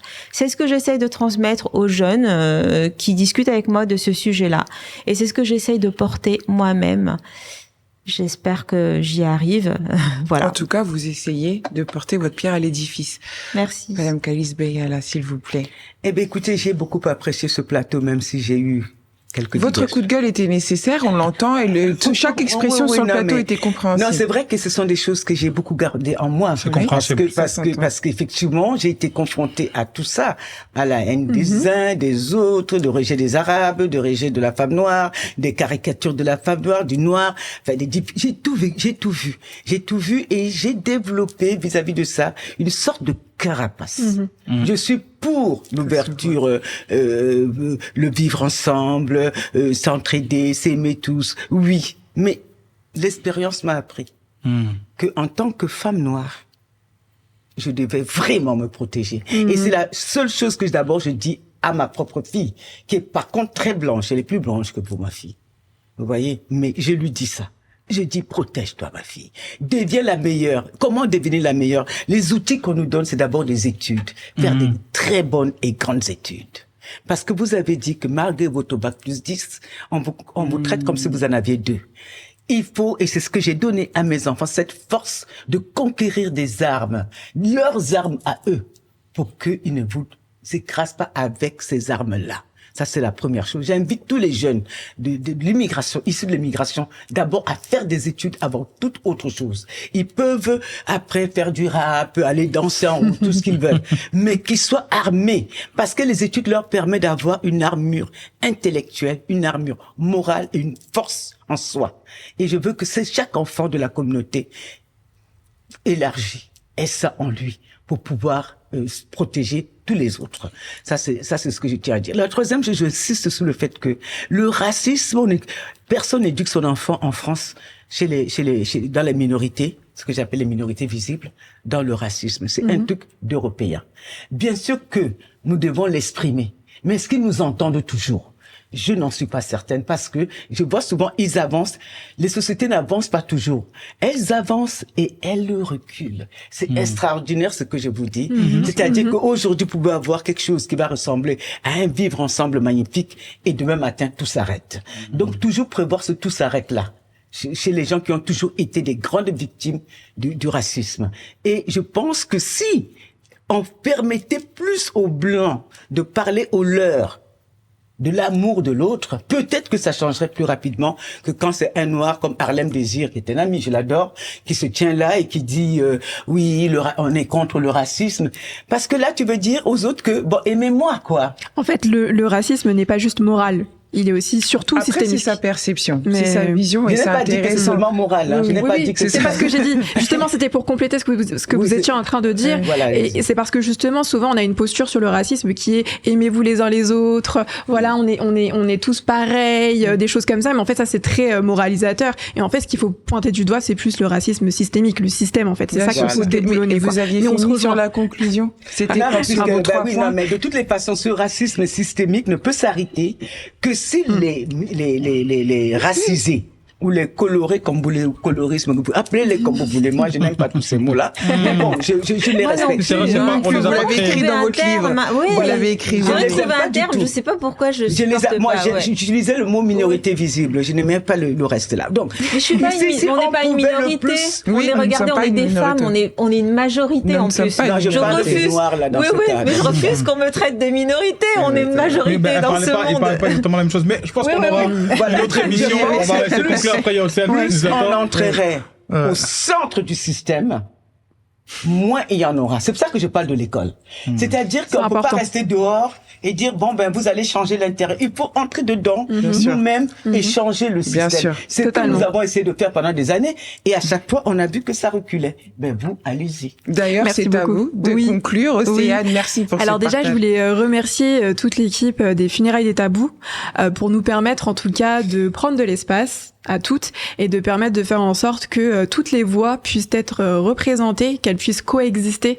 Je trouve ça beau finalement. On a toutes par moments peut-être des idées qui paraissent un peu différentes, mais au final on voit quand même qu'on se rejoint sur la majorité des sujets à aborder. Et je pense que c'est beau de voir en fait cette solidarité en fait finalement entre femmes et hommes aussi, et je pense que c'est important de faire coexister des voix différentes, peu importe les générations aussi. Je trouve ça intéressant d'avoir mis des générations différentes, donc merci pour ça.